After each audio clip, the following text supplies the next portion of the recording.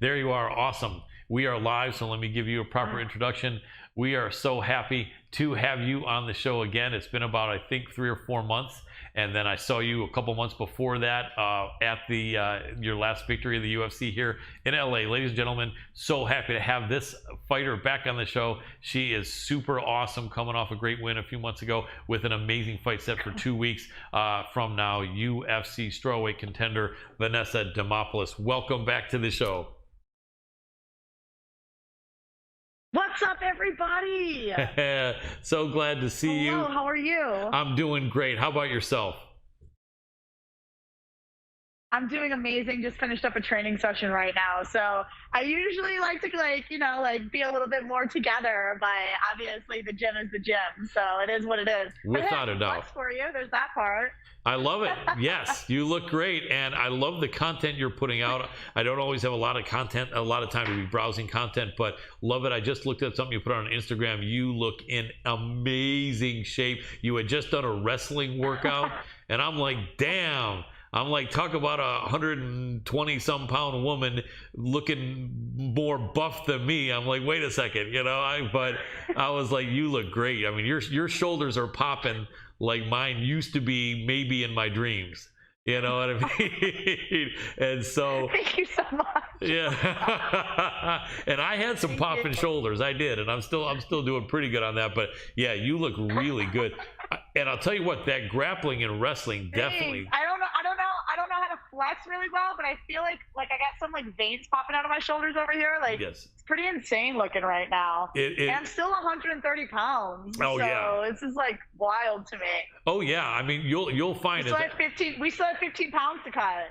I know, right? And you're on your way. But yeah, right now you're close, and you're looking great. You really are looking stronger. I think that I've seen you look before, and so I just, I'm so happy to see you do that, because I'm a fan. I'm excited to watch you do your thing, and let's talk about that. We are talking about 2 weeks from Saturday, and it's going to be the June 25th card, right? And this is going to be your third UFC fight, and it's going to be your first one coming off that great win and really introducing yourself to the UFC and the world. And so a lot of people I know are excited to see you.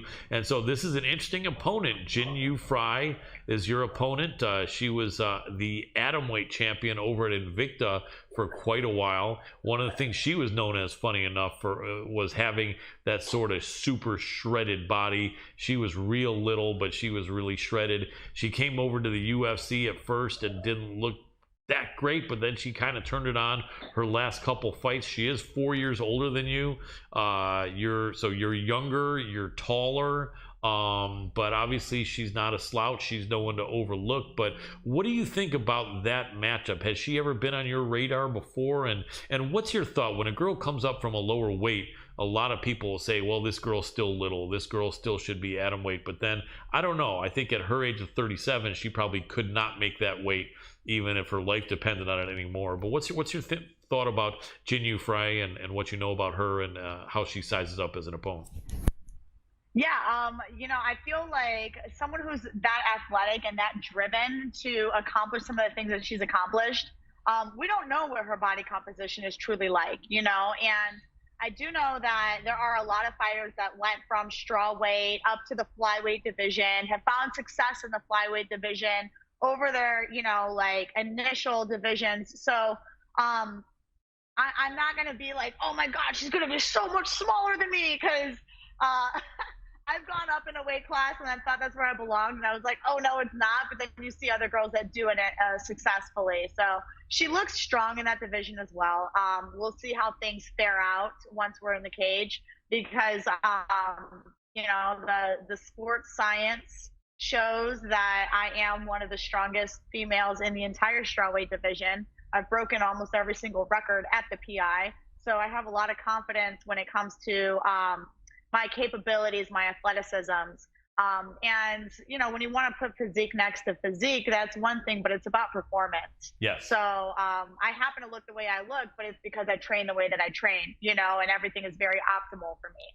So I'm very much so looking forward to stepping in there.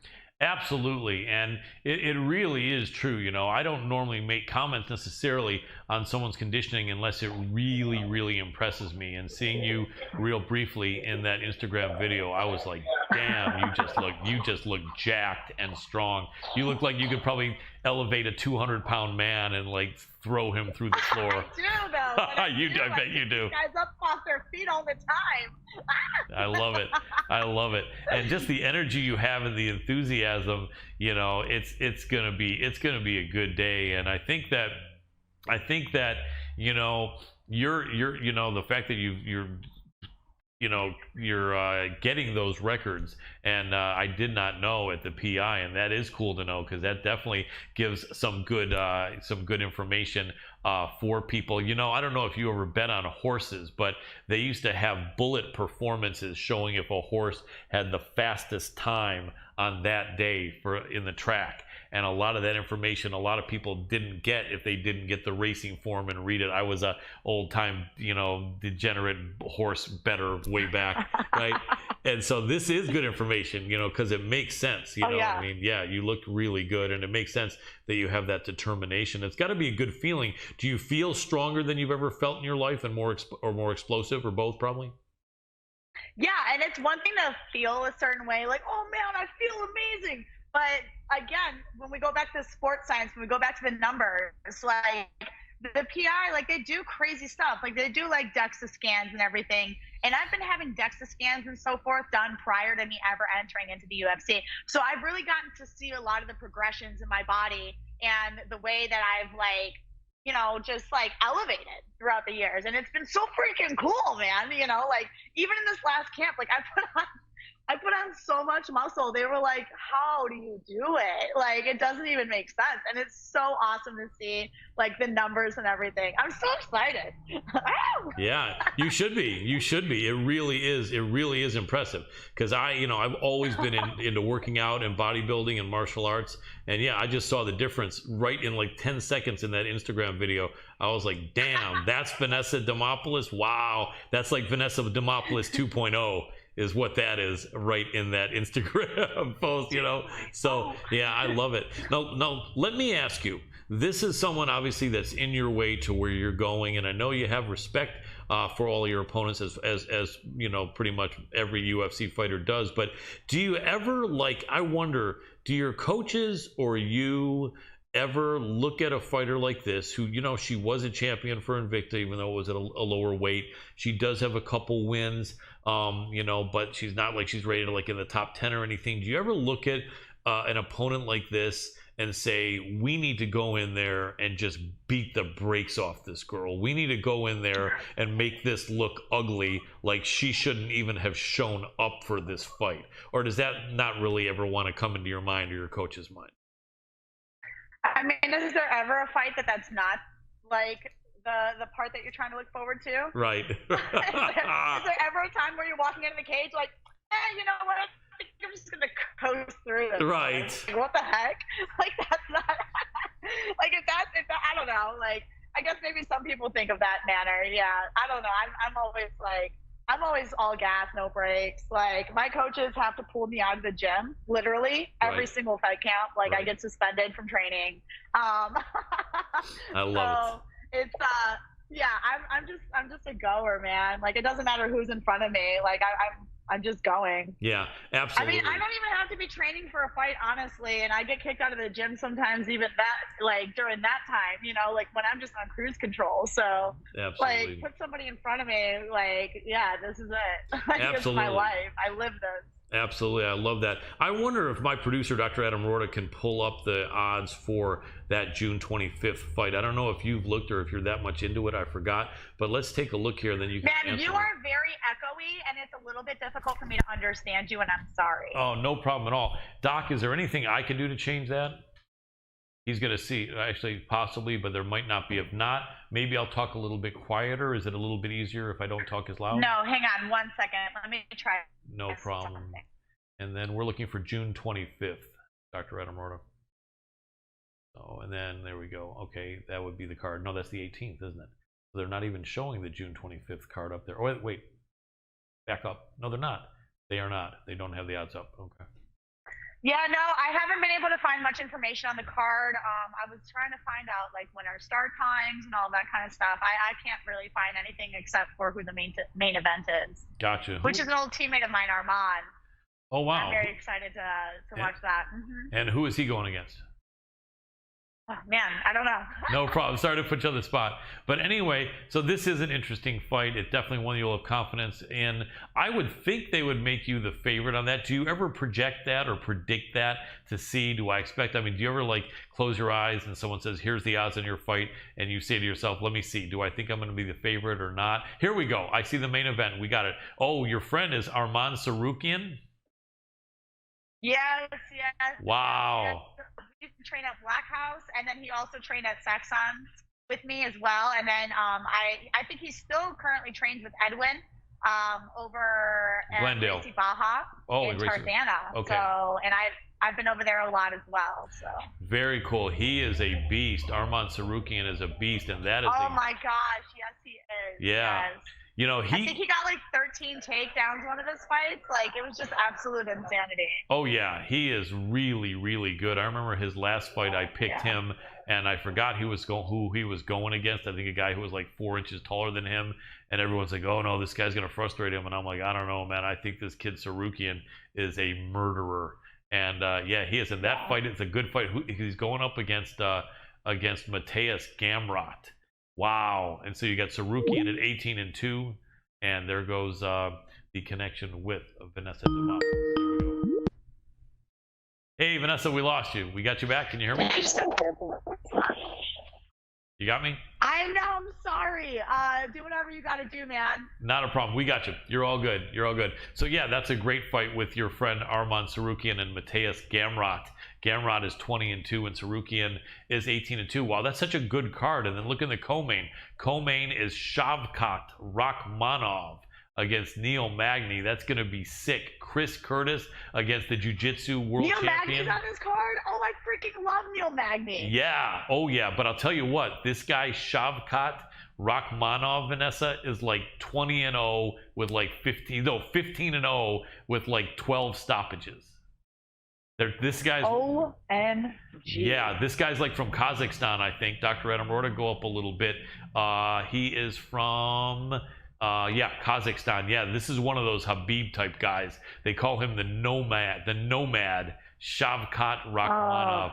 That's going to be sick with Neil Magny, because Neil better be on point, because this kid has been wiping people out.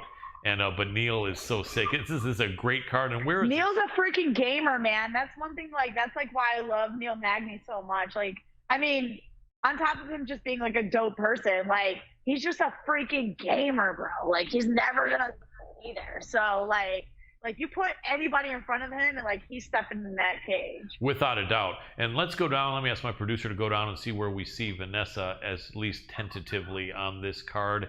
Is she? Yeah, there we go. So as of right now, out of like 12 fights, they have your fight on SureDog as the 4th fight into the show.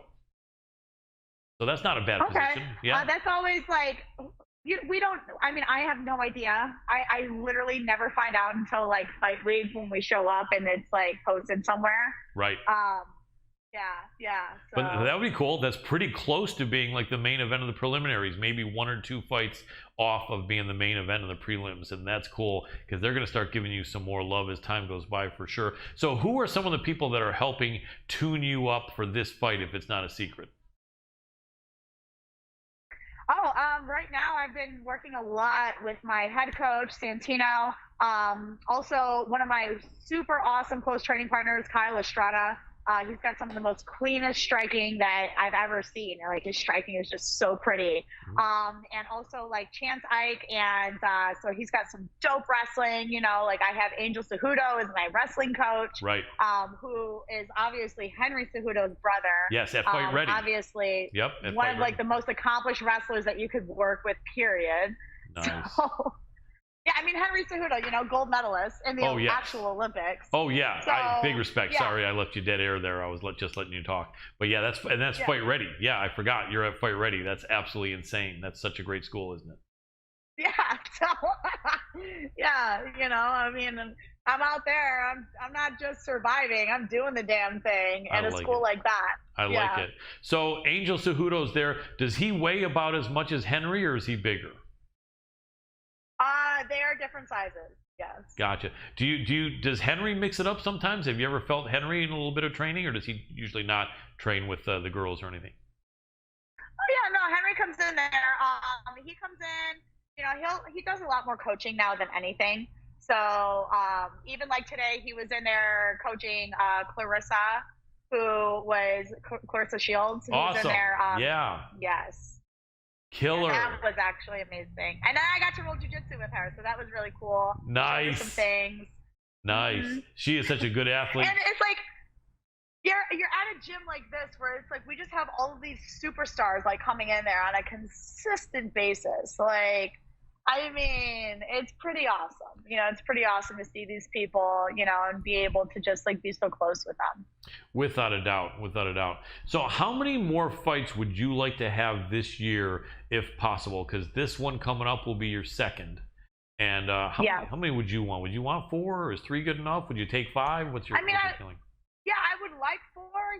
3 is I'm absolutely gonna fight again before the end of the year. I like fighting. Like, I love being in there. And since signing with the UFC, it's actually been almost like I've had to been like held back a little bit, because I'm like like I come from the jiu-jitsu background where I was competing every single week. Right. Like every other week I was somewhere else in the world fighting. Usually I was just like hopping on planes, traveling and competing. Like it was just absolutely. So like, I'm just a gamer, which I'm so excited now to be doing broadcasting as well, because I feel like for me that kind of gets to like scratch that itch that I have for being immersed amongst the fighting world, and getting to study fights and be excited about fights and be there in person and watching and being a part of the action. If I can share my passion with the world in a different way, so I love it so much. And yeah, going back to your original question, like, of course I would love to, I'm going to fight at least more time this year. Fight be pretty awesome, but definitely one more. Awesome. Where can people find you doing your commentary? I didn't know about that. That sounds really cool. Yeah, so I am the official EBI commentator, which EBI is on UFC Fight Pass and Combat Jiu-Jitsu. And then also I do fight analysis breakdowns. I am the co-host of the Extra Rounds on UFC Fight Pass. That's so awesome. And Eddie Bravo Invitational, an absolutely awesome, super respected tournament. That's been going on for what, 20 years maybe?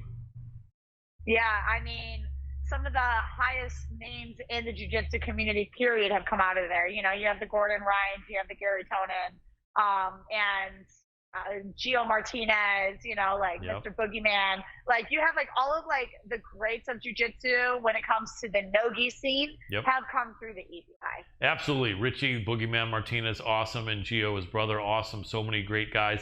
Tonin, Gordon Ryan. I think I may have told you we had Gordon on the show about 6 months ago, and did a great interview with him. Really, really cool dude. And we had Danielle Kelly on a couple weeks ago. I don't know if you know her, but she's she's really, of course. She's really cool, unique girl, and she's trying to get ready to jump into MMA, and and then we had Buchecha. Oh, that's interesting news. Yeah, she's interesting news. Yeah, she's actually signed with One Championship.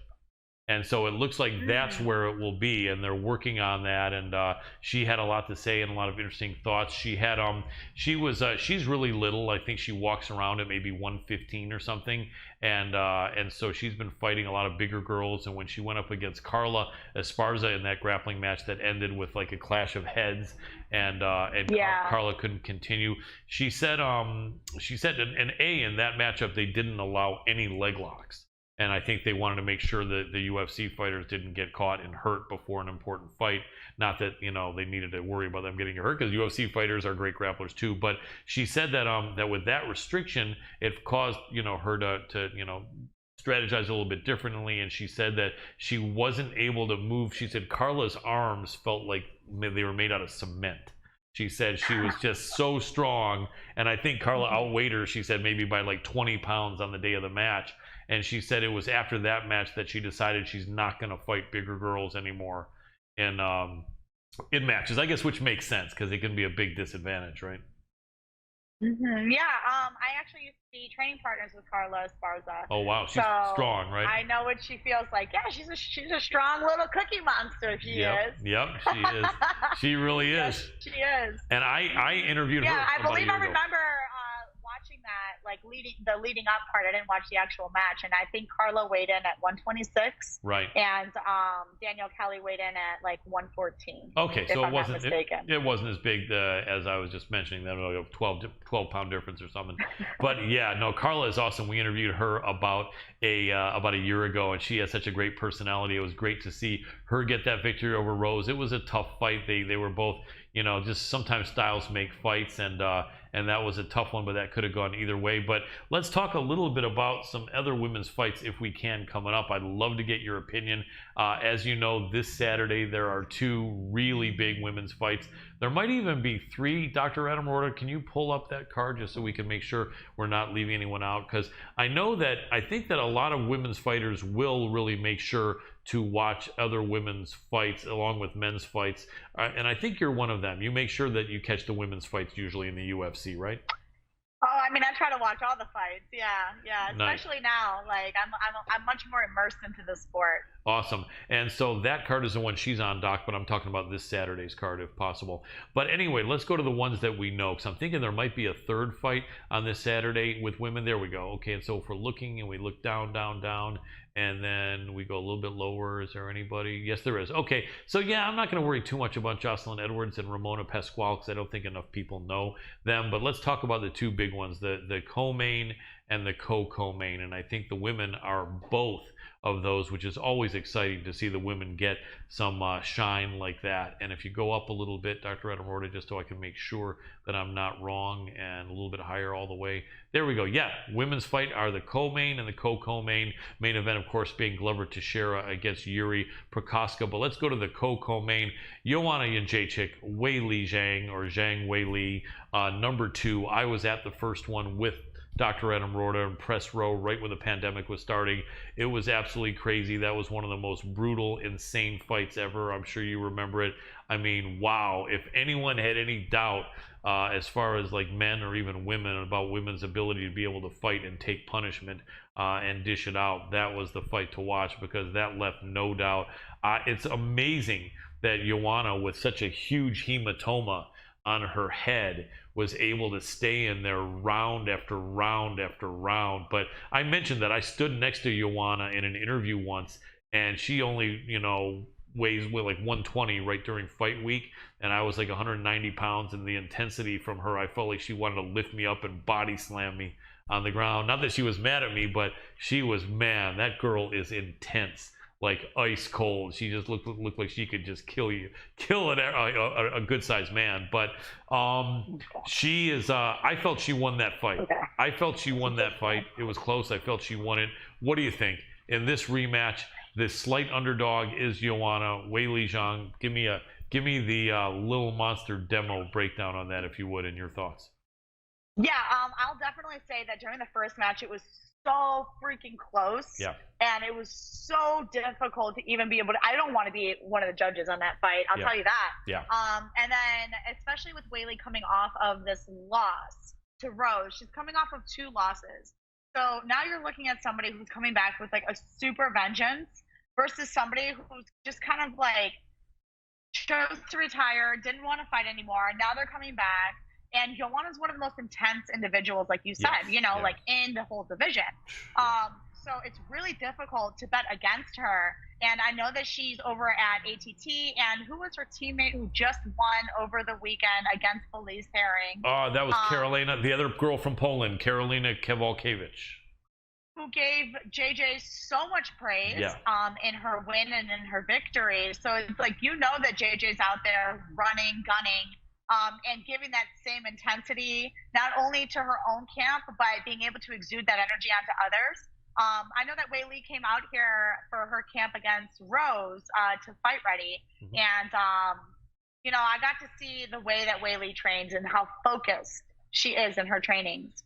So it's going to be a really awesome. It's going to be a really awesome fight for me to be able to watch. From the outside perspective, because I've seen little glimpses here and there on both sides of the camp. Well, I haven't seen anything from JJ, right? But I've gotten to see things from Weili, and it's like just knowing the intensity of JJ. I'm really looking forward to this fight. Without a doubt, as everybody should be. Oh yeah. I mean, if you see the first fight, like the way that it went down, it's like holy shit. I was actually pissed that their fight was so good because my fight versus Lupi Godinez was so freaking awesome. I was like, we had the best female MMA fight in history. And then there was like Weili and Joanna right after that. And I was like, damn it, why did it have to be so good? I know, right? I know. It took away a little bit of your shine. But yeah, that was incredible. But I'll tell you what, with the fact that that was 5 rounds and that was for a title, people can say to themselves, is this one going to be like different in either their mindset being that it's 3 rounds and not for a title, or do you think essentially their mindset is going to go in there, to go in there and just bite down on their mouthpiece and maybe even go harder since it's a shorter fight?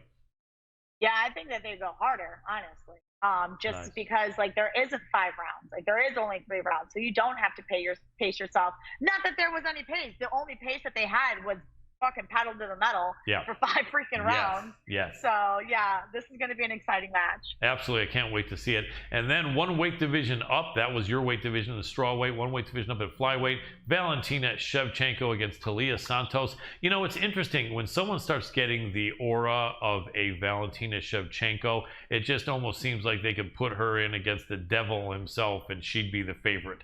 You know what I mean? Because she's just that good. But it's interesting because the Brazilian Talia Santos is very, very tough. I think she's 4-1, 5-1 in the UFC, and the first fight in was a split decision loss. So she essentially could be 5 or 6-0 in the UFC. She's very tough. She's gone in there and kind of like manhandled or woman-handled, if you will, several of her opponents. She's big sistered several girls and really made it look like she's just, a really strong beast of a fighter. And they're making her about a 5-1 dog in this fight. I mean, I guess I understand that because Valentina is who she is, but I kind of feel like maybe this is not going to look like a complete wipeout. I think this Brazilian's tough. Any thoughts? What do you think? Yeah, I think that this Talia Santos. Yeah, I think Talita is going to be so much tougher than people are giving her credit for. Yeah. And sometimes people don't have the same marketability dollars behind them, like the way that they've kind of obviously been able to push Valentina, because I don't feel like Valentina is very loud. Right. She's just as amazing as she is. Yes. But also I feel like Talita is amazing. She just hasn't gotten the opportunity to truly shine. And, but I mean, man, it is Valentina that we're talking about here. Yeah. So, that's going to be very, very tough to look past. So Talita's definitely going to have her hands full, but I think Valentina's got her hands full as well. I think this is probably going to be the toughest opponent that Valentina has faced in her last several bouts. So it's going to be really, really amazing to be able to watch this one. I think so too. When you have a fighter like Valentina who's been the hammer for so long instead of being the nail, I mean, even in the fights with Amanda Nunes, she wasn't really the nail. They were kind of both the hammers. Like, what happens if Talia Santos gets on top of her and starts like grounding and pounding her, or throws some elbow and cuts her and starts like making her bleed? What do you think in the mind of someone like Valentina, who's just not been the nail for so long? Could that be something that could catch her off guard or make her feel like really out of her element? Or do you think just the warrior in her would not really let that be much of a problem for her, even if it happened? It's hard to say because we've never seen her be the nail, right. So you don't know who a fighter truly is until they've actually been through those fires. Right. And for example, like I've been through so many fucking fires. Yes. Like you already know, like you're not like hitting me with a brick isn't gonna put me away. So but with Valentina, like we've never really seen her in a compromising position before. So it's going to be very intriguing to see what ends up happening if Toledo does end up being tougher than we are all anticipating. You know, because 5-1 odds, like that's pretty fucking rough. Yeah, it is. So, you know, like that's really rough, and I think that people are going to be shocked to see more of a struggle than what everyone's anticipating. Oh yeah, because I think Toledo Santos is going to go in there looking to kill. I mean, when they say get ready, you know, fight, she's going to go in there to try to beat the brakes off of Valentina Shevchenko, I think. And I think a lot of these girls that Valentina have fought almost seem to be a little intimidated going in to the fight, and I don't think the Brazilian is going to be that way. I think she's going to be looking that mean face she usually has, and once they say fight, she's going to like, I'm going to go and beat this girl, you know, like a redheaded stepchild, as they used to say. And so it's going to be interesting to see. Would you start yelling if Santos got on top and started landing some ground and pound? And here's your analysis from UFC 275, coming to you live from Little Monster Demo in Singapore. Love it. I love it. You are on the call. I think you should be in there. I don't even know if it was 275. I was just. It is. You guessed right. You guessed right. Oh my gosh, really? That's amazing. That's it. You're on it. Even when you don't know, your good karma brings you onto the right track. Cool. Let me ask you. I love it. Main event: Yuri Prokofska, Glover Teixeira. What do you think? Well, I think that Yuri is absolutely an incredible athlete. He's one of the best athletes in the entire division, athletically speaking. But when you look at someone like Glover Teixeira, who's had so many overcomings in life and has learned how to meditate and just be as elite as he is in every single area of striking, grappling, wrestling, like there's literally no holes in his game. And someone who is so at peace with who they are, and has truly like risen to become the champion at the age that he's become. Like, you already know that that's going to be something absolutely incredible. So I'm really looking forward to that fight as well. I think if there's any sort of battle in this fight, it's the age bracket, you know, where Yuri's obviously younger, so he's able to be more agile. He's very agile. He was another one who was over at Fight Ready for a while. Oh, wow. And I got to see how much he floats like a freaking butterfly, man. Yeah. So his striking is just beautiful. So it's going to be really awesome to be able to watch that stuff unfold in the cage. Me too. So I have a feeling you're not going to be doing anything else this Saturday night but watching UFC fights. Am I right? I mean, do I ever do anything else except for watch UFC fights? I love that. You're a perfect girlfriend, though, for a ton of guys, right? Because you look great, you're super charismatic, you're in great shape, and you just said you don't do anything else, right? But watch UFC fights, right? Is that perfect? That's like the fantasy. You don't got to worry about me going out partying on the weekends. I'm watching the fights. I love that. I love that. Well, Vanessa, you are awesome. Let us know what the best social media place is to support you. And also, I know you have your book that you wrote. Let us know where people can get that. Anything else, go ahead and shout it out. Yeah, man, go check me out, Little Monster Demo on Instagram. Everything else that I end up doing, whether it's selling merchandise or something, it's always going to be on there. I am going to be having some collectibles coming up here very shortly. So if you guys want to keep your eyes peeled for that, definitely go over to my Instagram, Lil Monster Demo. And I don't know. I mean, I'm pretty fucking wild and crazy, so I try to share some shit sometimes, you know. Absolutely. Absolutely. I love your posts. Well, you are awesome. Thanks so much for jumping back on with us, Vanessa Demopoulos, Little Monster Demo. You are so awesome and charismatic. Just like you could feel the love coming from you, and you know I feel it. We're going to be cheering for you, our entire team. Can't wait to see you in action June 25th, and keep taking good care of yourself. You're awesome. Thanks, guys. We'll see you guys soon. You're very welcome. Have a great night. Thank you for watching the Hannibal TV. Please help me out and like this video, then click the subscribe and get notifications buttons so you don't miss any of my latest shoot interviews, match videos, or news updates. Follow us on Facebook at the Hannibal TV for more live streams and videos. And while you're at it, follow us on Instagram and Twitter at the Hannibal TV.